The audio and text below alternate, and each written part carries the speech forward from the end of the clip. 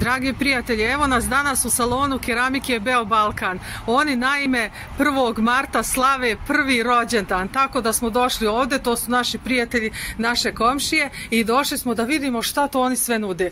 Prvo moram da naglasim da je to jedan fantastičan primjer ženskog preduzetništva, a drugo, kao što možete da vidite, ovde se nalazi veliki izbor raznih vrsta, znači kvalitetnih keramičkih pločica, bilo da se radi za pod, za kupatilo, kuhinju i tako dalje. Pored toga, tu je veliki izbor kupatilskog nameštaja, sanitarija i tako dalje, znači WC šoljala, lavabo, kada, vodokotlića i ostalo.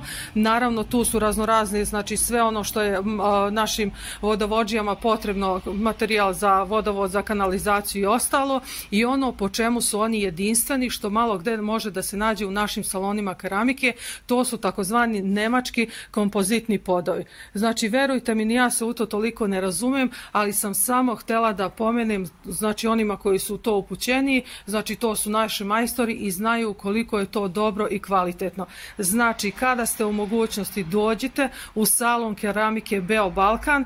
Na ovaj način želimo i da im čestitamo njihov prvi rođendan, a vi onako, ovo da kažem na brzinu, a vi možete da dođete na Tenane i da sa našim izuzetno ljubaznim, da kažem, vlasnicom i sa njenom koleginicom možete da dobijete sve detalje vezane za uređenje vašeg prostora. Vidimo se u mojoj bazi. Živeli!